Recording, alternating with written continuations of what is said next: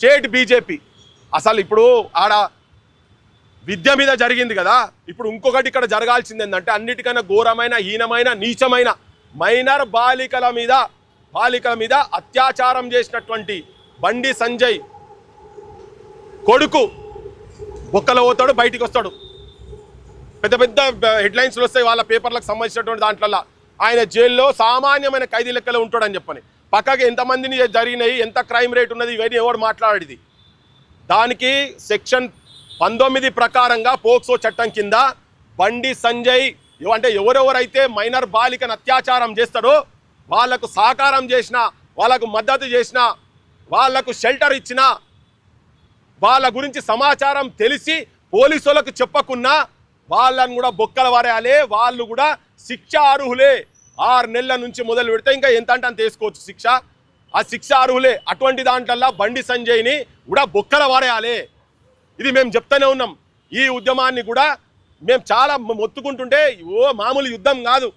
చెయ్యని వాటిని మేము లేని దగ్గర నన్ను కానీ, రఘుని కానీ, సీనుని కానీ ఇట్లా మాట్లాడిన ఎవరిని వదిలిపెడుతున్నారు మీరు? ప్రొఫెసర్లను వదిలిపెడతలేరు మీరు, నాగేశ్వరరావు సారాసంటోళ్ళని వదిలిపెడతలేరు.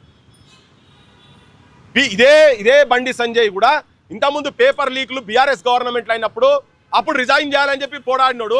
మరి ఇవాళ ఎందుకే ఇవాళ సపోర్ట్ చేసుకుంటూ మాట్లాడుతున్నావు మళ్ళీ బండి సంజయ్? అన్ని రాజకీయ పార్టీలు వీళ్ళన్నిట్లో భాగస్వామ్యం ఉన్నదని చెప్పని నేను తెలంగాణ యువతరానికి చెప్పదలుచుకున్నా. ఉట్టిగా పోయి ముఖ్యమంత్రి పక్కకు నిలబడంగానే ఫోటోలు దిగుడు కాదు. నాకు ఇంకా కొద్దిగా చైతన్యం వచ్చి అదే దగ్గర ఈ తెలంగాణ యువకులకు ఎస్ఐపిసిల వేకెన్సీలు 20,000 ఉన్న తర్వాత నువ్వు ఎట్లా 5,000 ఇస్తా అని చెప్పని ఒక 10 ప్లకార్డులు పట్టేది ఉంటే బాగుంటుండే. నాకు తెలియదు ఈయన ర్యాలీ ఉన్నదని. ఏదో ఆ పని నేనే చేపిస్తుండే.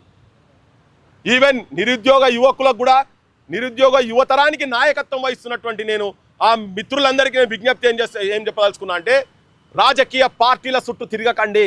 మీ కండ్ల ముంగట భగత్ సింగ్ వారసులు ఢిల్లీ వీధుల మీద ఏ నరేంద్ర మోడీని ఎవరు తల వంచరన్నారో ఆ నరేంద్ర మోడీకి నిద్ర పట్టకుండా రాత్రి 12 గంటలకు 2 గంటలకు ఆయనే సెల్ఫీ వీడియోలు పెట్టే ఒక యూట్యూబర్ లెక్క. ఈయన ప్రధానమంత్రికి తక్కువ, యూట్యూబర్కి ఎక్కువ ఉన్నాడు ఈ పెద్ద మనిషి.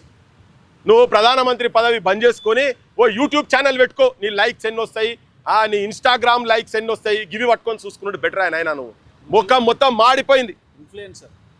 ఇన్ఫ్లుయెన్సర్ అట.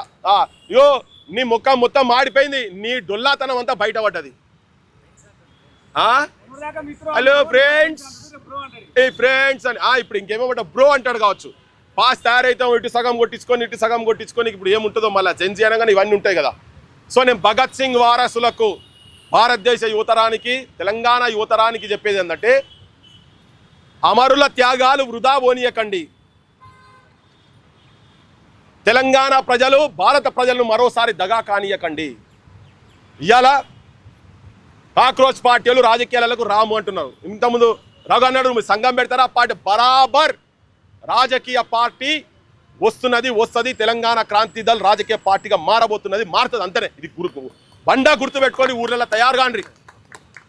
ప్రజా గుండె సవ్వడులకు ప్రతిరూపాలు కాబోతున్నాం తెలంగాణ క్రాంతి దళ్. చాలా ఉద్యమాలు జరిగినాయి ఇక్కడ. మార్వాడి అగేన్స్ట్గా, మార్వాడోలో దోపిడీకి అగేన్స్ట్గా ఉత్తర హిందుస్థాన్కి వెళ్ళి వచ్చి వాళ్ళ ప్రజలకు వ్యతిరేకం కాదు, మేము ఇక్కడికి వచ్చి దోపిడీ చేస్తున్నటువంటి వాళ్ళకి వ్యతిరేకంగా జరిగింది. తెలంగాణ అస్తిత్వం గురించి కొట్లాటేందుకు ఆంధ్ర ప్రతిమలు తీసుకొచ్చి ఇక్కడ పెడితే మన నడిబొడ్డు మీద, మన గుండెల మీద పాదాలు పెట్టి ఆంధ్ర పోలీసు వాళ్ళు తంతుంటే కూడా తిరుగుబాటు చేసినాం. బడుల గురించి ఈ పెద్ద మనిషి చెప్తున్నాడు, మొత్తం కాపాడుతాము యువతరాన్ని. అరే విద్యనే లేకుండా చేసి సర్వనాశనం చేస్తున్నావు కదా. 23,000 బడులను తెలంగాణలో బంద్ చేస్తామంటే మేము మండల్ మీటింగ్లు పెట్టుకుంటూ తిరుగుతున్నాము, చైతన్యం చేస్తాం. చాలామంది అన్నారు ఇవి ఎందుకు పెట్టుకుంటావు, ఈ విద్య ఎందుకు పెట్టుకుంటావు, దీనికి ఎవరు రాడు అని. బరాబర్ రావాల్సిన అవసరం ఉన్నది.